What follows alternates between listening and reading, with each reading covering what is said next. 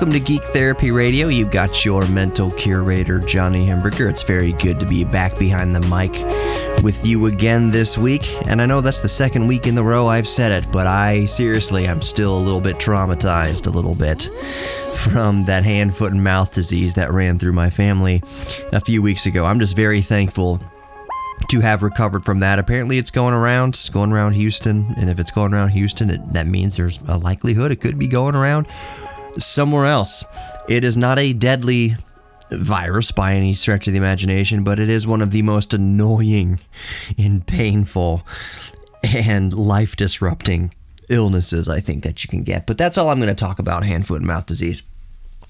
So it's kind of been a big week, just a day or two before cracking the mic for this broadcast, for this podcast. Nintendo finally announced their new Switch model. And I had to be very careful with my words there, because this is not the Nintendo Switch Pro that so many of us had been kind of waiting for. The rumor mill was Nintendo going to announce a new Nintendo Switch, like new and improved performance-wise Nintendo Switch Pro model with 4K and all that good stuff, new processor. That hasn't happened. This is kind of, I want to call it an iterative update, but it's a little bit more than just iterative.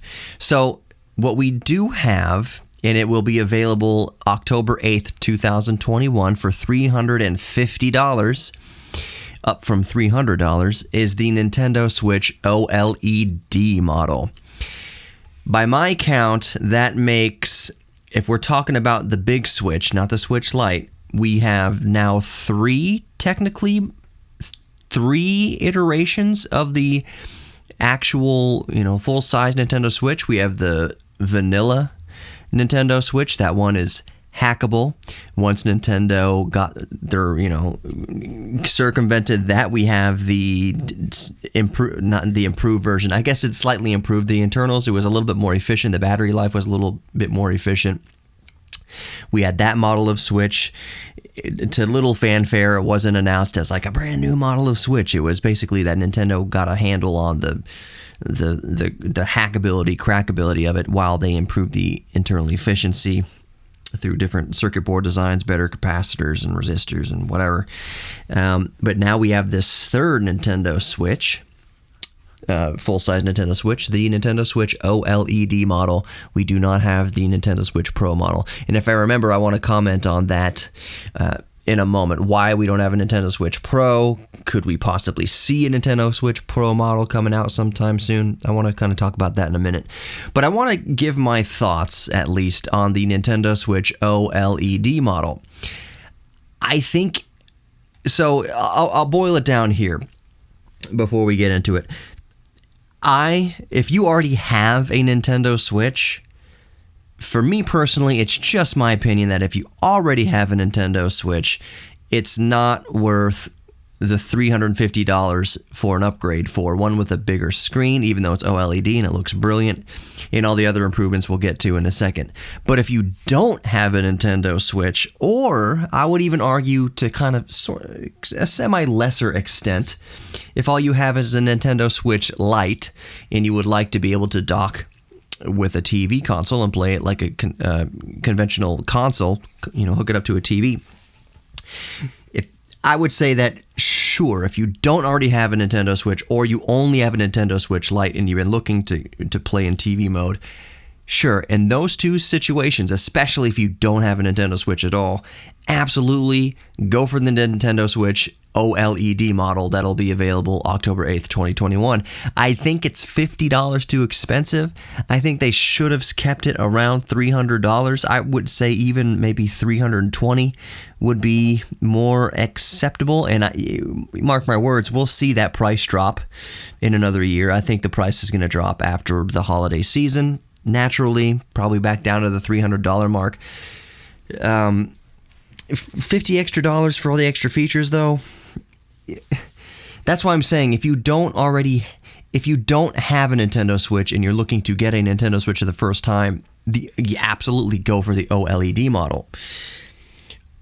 I don't know what off the top of my head, just recording right now, that I'm thinking about it, I don't know if they're going to keep selling the old model beside it. I don't see why they would. I would imagine that the original model is going to get discontinued at some point. I don't know exactly when. I'm looking at Nintendo's website right now, and they still advertise. They still have a tab for the Nintendo Switch. They have several tabs up here from left to right. They have Nintendo Switch OLED model, Nintendo Switch, and then Nintendo Switch Lite, and then it goes on to the online stuff. So they still advertise 3 separate models of Switch. I don't know why would they keep the original one. My guess is, and my hope is, that the original Nintendo Switch will drop from $300 down to like $200, and then that the Nintendo Switch Lite would drop down to like $150. I don't think that's out of the realm of possibility. I kind of hope that happens. It would be even more kind of inclination for me to say, yeah, if you already have a Nintendo Switch and you have been thinking about a Nintendo Switch Lite and it's $50 cheaper, absolutely go for it. I have the regular Nintendo Switch and a Nintendo Switch Lite. I adore that I have both. I play the Nintendo Switch Lite more often than I play my full-size Nintendo Switch. So obviously one segment wasn't enough to dive into the new Nintendo Switch OLED model. Let's talk about that more after the break. You're listening to Geek Therapy Radio. Don't go anywhere.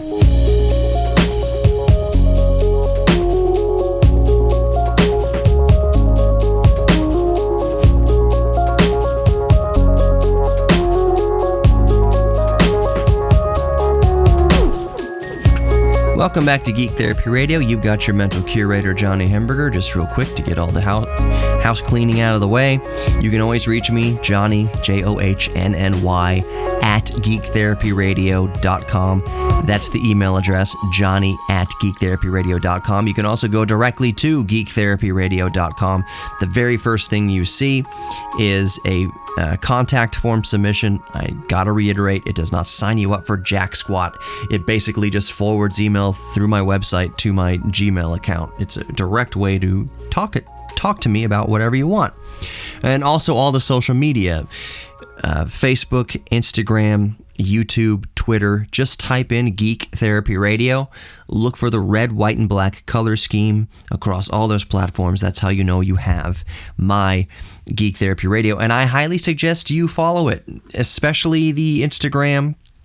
I'm not going to promote the YouTube too much right now because I haven't honestly added content at the frequency that I've historically been adding to the YouTube channel, but it is there, and I do have things in the work, I promise. Actually, I'm going to talk about that here in a moment. But yeah, Geek Therapy Radio on Facebook, Instagram, YouTube, Twitter. Just type in Geek Therapy Radio, look for the red, white, black color scheme, and that's me. I've been talking about the world's ultimate Game Boy Pocket. I showed some prototypes on my Twitter and my Instagram. It is underway, and I'm going to talk about that a little bit later in the show, with the progress that I've made on it and my plans going forward with that. But right now, I promised we would stay in the vein of the Nintendo Switch OLED model. So what I want to do now is just go over the improved features in the Nintendo Switch OLED model. And for those of us just joining Geek Therapy Radio, it is available October 8th, 2021 for $350 MSRP, while the original Switch, I believe it doesn't, on Nintendo's website, it doesn't show the price, so I imagine the original Nintendo Switch is still $300. As I mentioned at the end of the last segment, I would hope that, right on the website, the original Nintendo Switch, $299. Still $300. So the $50 extra, you get the Nintendo Switch OLED model. And that is what I'm going to go over right now so we can see what the improvements are for your $50. And I think for the $50, you'd get quite a bit more. If I'm sitting there, again, if I didn't already own a Nintendo Switch, if I was Nintendo Switchless and I was looking at the regular model of Nintendo Switch or the OLED model of Nintendo Switch for $50 more, to me personally, it would be no contest. I'm going with the $50 more expensive $350 Nintendo Switch OLED model. If anything, for the bigger screen with less bezel. You go from the 6.2-inch screen of the original Nintendo Switch to a 7-inch OLED screen of the new Nintendo Switch. I think the original Nintendo Switch used an LCD. What was the technology in it? It wasn't too bad. Was it IPS? I'm not entirely sure off the top of my head. It really wasn't a bad screen. It was just small or smaller, and having a 7-inch bigger screen OLED is going to be not a vast improvement, but quite a noticeable improvement over the old screen, especially the screen size. There's some games, and the one that's come into my mind most immediately is Sniper Elite 4. But that's not the only game. Doom also does this. Tons of games do this, to where you're playing in handheld mode on the 6.2-inch screen of the original Switch, and you can't read for crap. The text is so small. It's giving you this important information, critical things to know for the game. In the text, for my eyes, and if it's bad for my eyes, it's probably bad for other people's eyes. It's so tiny and unreadable. It's such a strain. You have to double click the home button, and that allows you to zoom in to read things on the screen, and then you got to double click and zoom out again. So if you're looking at, like, for instance, the map on Sniper Elite 4, the enemy map, you in the little dots that represent enemies and represents their state of alertness, if you've tipped them off to your presence or not. I had it preset to where I just double clicked and it would zoom in on the little circle map down there, and then double click and zoom out. That's nuts. Hopefully that will be less of an issue on the 7-inch screen. A lot of the games for the Nintendo Switch are designed to be played on a full screen, giant screen TV. So like a 45-inch, 50-inch, 55-inch, 60-inch or higher giant TV in your living room. When you're playing in handheld mode on the small screen, it doesn't do anything. There's no scaling for like the text. There's no scaling for the kind of small details important information that you need to know about. That's now tiny because it's on a tiny screen. So going from 6.2-inch screen to a 7-inch screen OLED should be a help in that area. Quick side note, I am not going to go out there and buy a Nintendo Switch OLED model right out of the gate. $350, I'm just not going to do it. I've got the original Nintendo Switch and the Nintendo Switch Lite. I am not jumping out there to add another model to my lineup for $350. Now, in a few years when that price goes down, sure, at least for collection purposes, but even that said, by the time I'm ready to get a Nintendo Switch OLED model, we might actually have the Nintendo Switch Pro, maybe, or the next iteration of console from Nintendo. Who knows? So, all right, 7-inch screen up from 6.2 inches, much smaller bezels. That's going to be a welcome improvement. The kickstand is better. It's wide and adjustable. It's adjustable like the Microsoft Surface tablets. I'm sure other tablets do the same thing. Other 2-in-1s do the same thing. They have the kickstand that flips out and it's adjustable.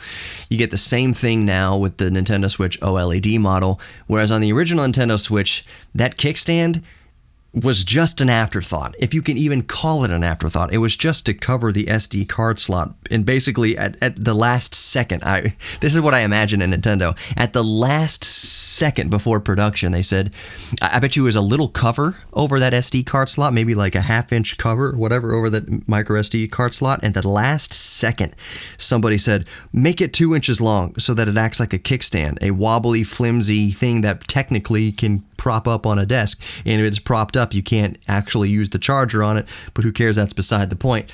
You can't use the charger on the new Nintendo Switch OLED also when it's sitting on the table using its big kickstand, but I bet you the kickstand on the original Nintendo Switch was an afterthought, last-minute change. Better than having nothing, and that's all you can say about it. So this new improved kickstand, that will be a welcome addition. Can I just say that I like the white Joy-Cons? To my knowledge, the Joy-Cons are not using any different buttons, and they're not using any different actual, thumbsticks.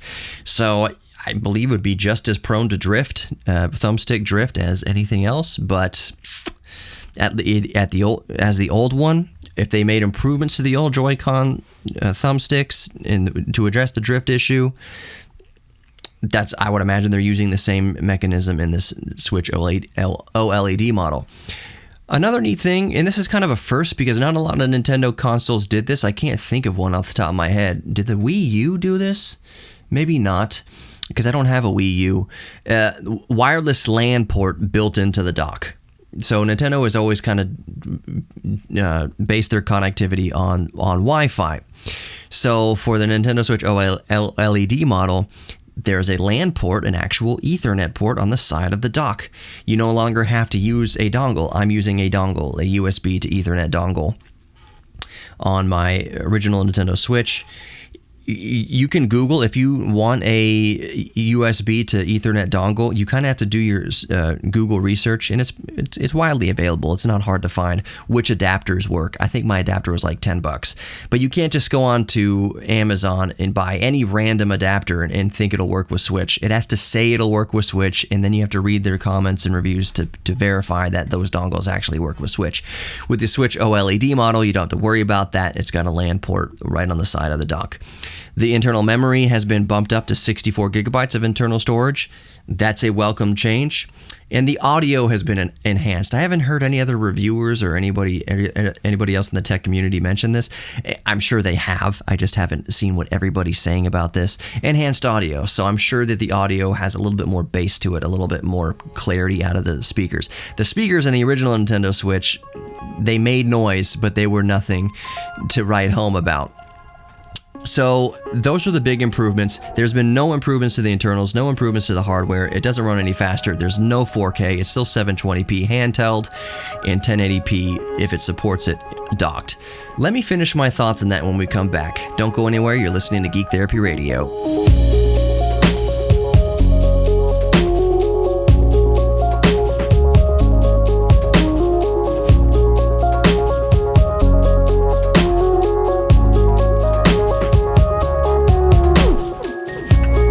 Welcome back to Geek Therapy Radio. You've got your mental curator, Johnny Hemberger. We are talking about the new model of Nintendo Switch. Nintendo is calling it the very sexy name, Nintendo Switch, parentheses, OLED model. That is what it's called on Nintendo's own website. Nintendo Switch, parentheses, OLED model. Okay, that's straight to the point. I think they wanted to really kind of hammer home Nintendo, that is, I'm kind of just guessing at the mind of Nintendo. They want to really hammer home that this is not a pro model. It is an improved model. The screen is better, the speakers are better, the internal memory is more, the kickstand is better, and another couple other features are better. It has this Ethernet port, one of the first Nintendo consoles ever, if not the first to have an Ethernet port just directly built into it. But it is not a Nintendo Switch Pro model. So, furthering the conversation about the Nintendo Switch and the Nintendo Switch Pro. When, if ever, will we see a Nintendo Switch Pro model? This is all speculation. I'm not even going to speculate. I'm just giving my opinion on it. Because other people, insiders, can speculate all they want. They speculated till they were blue in the face that this year we were going to get a Nintendo Switch Pro model. So that's why I don't engage a lot in the speculation, is because often it's not accurate. It's fun to speculate. It's fun to engage in that, but I'm not going to say, yeah, I bet you, I look at the patents and I think we're going to get a Nintendo Switch Pro this year. I just don't personally engage in that. I'll talk about other people's theories, but I don't offer my own predictions for what Nintendo's doing. Other than to kind of go by the roadmap of previous Nintendo Switch hardware, and I use hardware. I'm not saying consoles, and I'm not saying handhelds. I'm gonna say hardware altogether, because let me just elaborate on my theory here and on my opinion here. I saw somebody on Twitter say that Nintendo may release a Nintendo Switch Pro still within the next year. And while I don't entirely disagree with that, he did. I don't know if it was a he. I assume it was a he. I shouldn't do that, but he or she speculated that we get a Nintendo Switch Pro because he used the example of the handhelds. So in the timeline of the handhelds, so it was like the original Game Boy, then 5 or 6 years later, or 7 years later, Nintendo Pocket, and then a couple years after that, Game Boy Color, and then a couple years after that, Game Boy Advance. Then we had Advance SP, and then we had Game Boy Advance Micro, and then we had Nintendo DS, and then another version of the Nintendo DS, the DS Lite, and then we had the DSi, and the DSi XL, and the 3DS, and 3DS XL, a new 3DS, and new 3DS XL, and 2DS, and 2DS XL. Just the frequency at how often they introduced the handhelds, the new handhelds. But my only critique of that, my only kind of counter to that is that Nintendo, with the Nintendo Switch, isn't really doing the updated, brand new handhelds every couple years thing right now. Right now, all Nintendo has, because they've just recently completely discontinued the 3DS, all Nintendo has right now is the Nintendo Switch line of products. That's its main source of revenue right now. That's its only console. You can say, okay, Nintendo Switch Lite, Nintendo Switch, and the Nintendo Switch OLED model, but they all do the same thing. They're all the same horsepower. They have the same chip inside there. It's basically just the Nintendo Switch right now. So I would argue that you consider the Nintendo Switch more in the as far as Nintendo releasing, the timeline of Nintendo releasing hardware, we have to think about it in the console timeline. So if we're thinking about the console timeline, let's just start with something easy. The Nintendo NES, when did that come out? Late 83, mid 1980s, and then a few years after that, 1991 in the United States at least, we had the Super Nintendo. 5 years after that, we had the Nintendo 64. I'm just going off my memory here. Then in 2002 or 2001, like 5 years after that. So far, it's 5 years, we had the Nintendo GameCube, 2001, and then I think, was it 2005 or 2006 that we had the Wii? So that was about 4 or 5 years after the Wii. When did we get the Wii U? It was a few years after that. After the Wii U, I'm not missing any Nintendo consoles. We had the Nintendo Switch. I want to say Switch was 13 or 14, something like that. It was a while between, for Nintendo's standpoint, between the Wii and the Switch. So let's just call it on average about a 5-year kind of release timeline for their consoles. I got to look up when the Nintendo Switch was released, because that would give me more kind of clarity on when the Nintendo Switch Pro might be coming out. Nintendo Switch release date. And I'm going to talk while I'm typing here, and I misspelled release date. It was 2017, and we are in the year 2021, so we are about the 4-year. In March of 2021 was the 4-year cycle.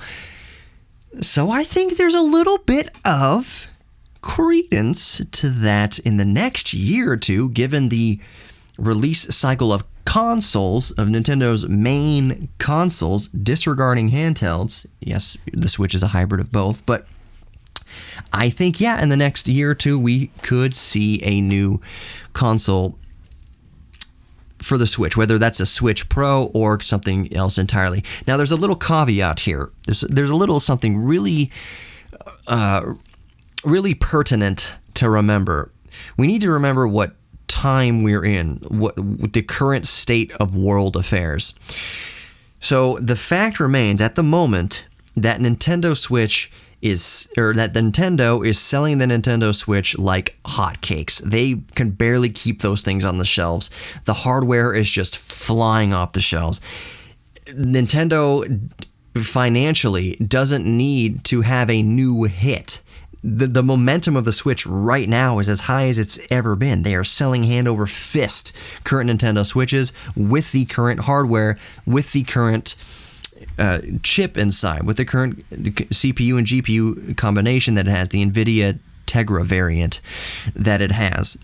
So why would Nintendo, if they're selling like hotcakes, go through all the R&D and development and cost of developing a new console right now, this year, or even next year, even given the chip shortages? It's hard to source new chips. They've already got the process for the current Tegra chip they're using down. They've got the cost as low as it's going to go. They brought it up to scale as much as it's going to scale, and they are just making money hand over fist with the current Nintendo Switch. So Nintendo doesn't really have a fire under their butt to release a new console anytime soon, like a complete, brand new hardware, brand new architecture, brand new console. Financially speaking and sales-wise, they are under no pressure to do so. Combine that with chip shortages and manufacturing woes that we're still getting out of because of crypto mining and because of pandemic issues, I would be surprised.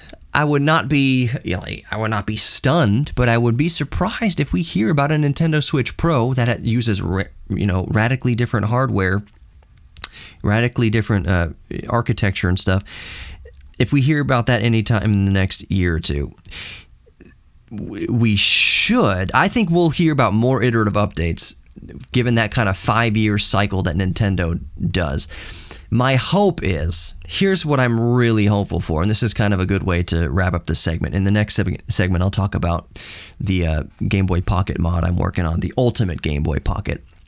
But I want to wrap up the segment kind of with this. My hope is that since the Nintendo Switch got the OLED upgrade in the bigger screen and got much smaller bezels, that we'll get a new Switch Lite in short succession. I will admit right now that if they came out with a Switch Lite with a bigger screen and tiny bezels, I would probably be a sucker for that one. Like I mentioned, I love the Switch Lite. I prefer the Switch Lite, call me crazy, to the original Nintendo Switch. One of my only complaints on that is that if it's hard to read the screen of the original Nintendo Switch or the vanilla Nintendo Switch, it is virtually impossible to read. It's like a 5.5-inch screen on the Switch Lite. It's like almost an inch smaller on the Switch Lite. It's frustrating to play games. Some games meant for TV on the Switch Lite because the screen is so small. So with this new OLED version of the vanilla Switch, if in the next 6 months, they now improved model of the Switch Lite with a bigger edge-to-edge screen, that's what I'm really hopeful for.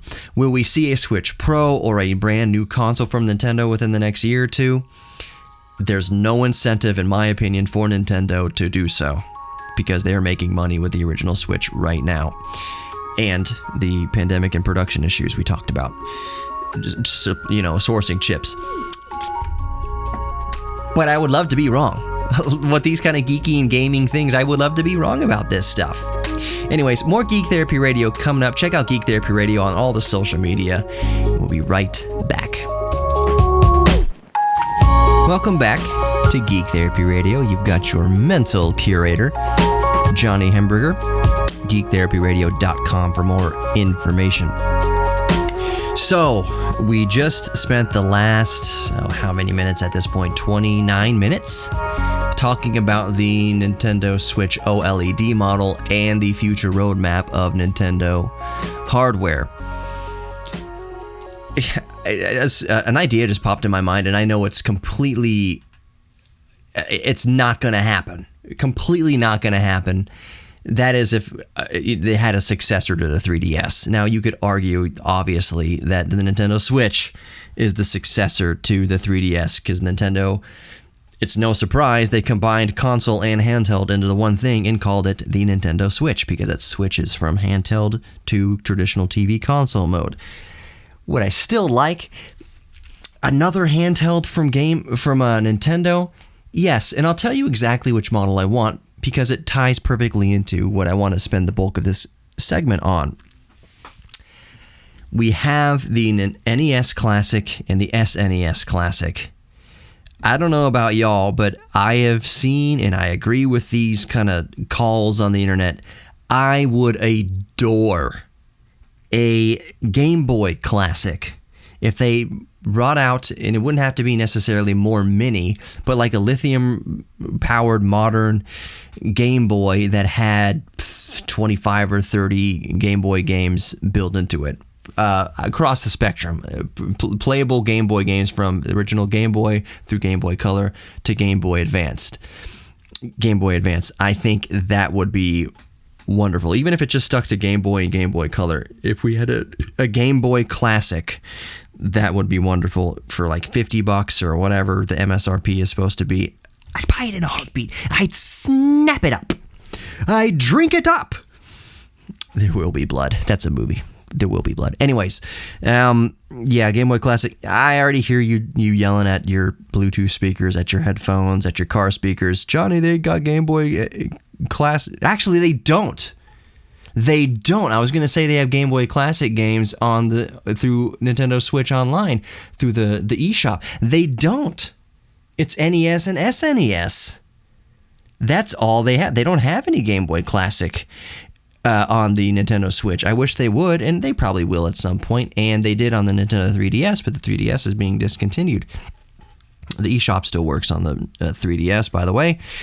But yeah, there's no Game Boy Classic games on the Nintendo Switch in that eShop. So, yeah, I would like a Game Boy Classic.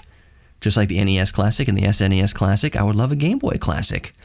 Or at least throw us a bone and give us some classic Game Boy games, even Nintendo Switch games on the Switch. I would say Nintendo DS games, but that's tough for obvious reasons. Dual screen. And yes, you can emulate dual screen on the Nintendo Switch, or you could probably do it to where, actually no, I take that back. Scratch that idea I was just about to say.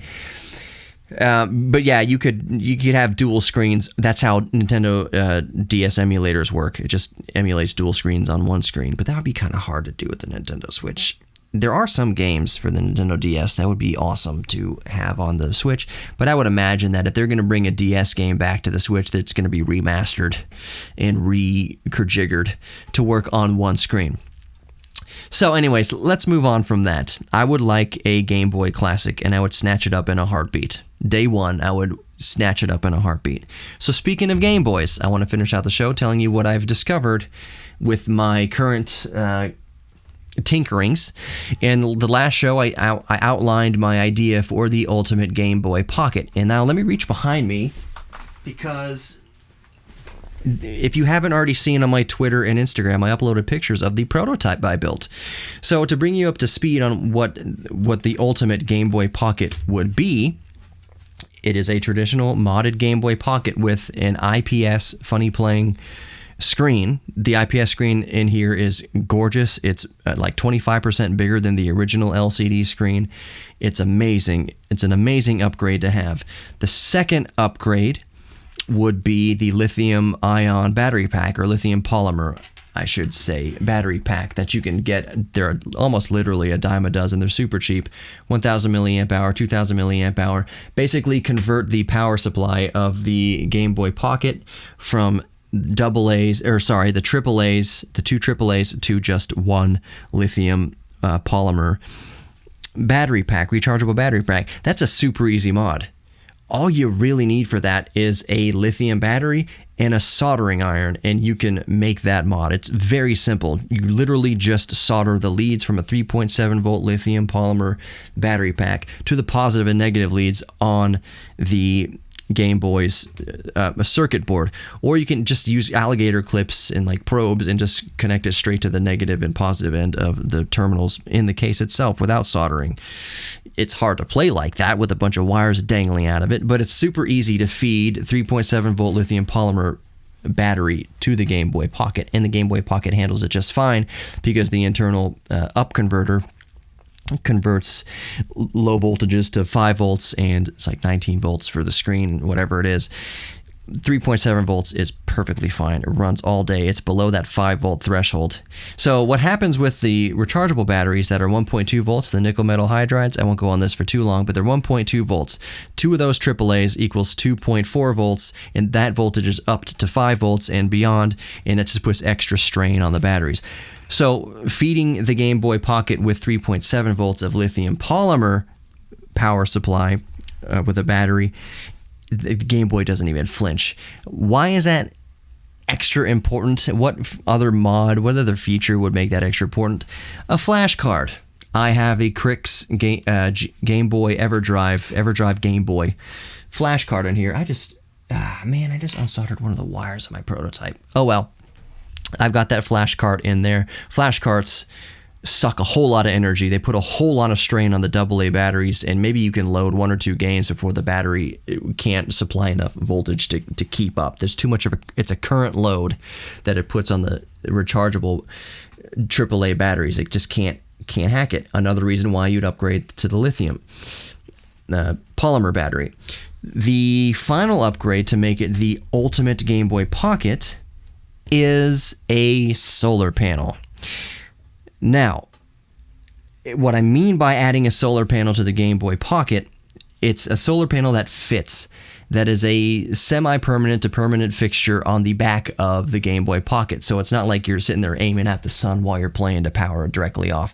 The idea is that the solar panels that I've sourced, put out 150 milliamps at 5 volts under direct light. I won't say direct sunlight because you can put it under incandescent bulb and get the same amount of power. It's 150 milliamps at best. So it basically trickle charges the lithium polymer battery between uses. Could you technically charge the lithium polymer battery just with only the 5 volt 150 milliamp solar panel? Yes, you could. It would take a long time. Just do the math between 1,000 milliamp hours, let's say, of the lithium polymer battery and the 150 milliamp output of the solar panel. You're looking about 8 to 9 hours or so direct sunlight to recharge the battery. So if you forget your charger, yeah, technically, USB-C charger, yeah, technically you can charge it with the sun. The idea, though, with this ultimate Game Boy Pocket is that you just keep the batteries topped up in between uses, and that the panel is on there in a flush way that doesn't interfere with anything, and the panels I sourced fit perfectly. When all is said and done, and I've already been working out, I've been drawing the kind of blueprints for this, it should work out. There should be minimal kinks. I've got the charge controller and everything. This should work out to be the ultimate Game Boy Pocket. The absolute best Game Boy Pocket mod ever. It's a combination of mods to make it the best, concluding with that solar panel that can keep it topped up between uses. Thank you so much for listening to Geek Therapy Radio. You are worthy of love. Take care until next time.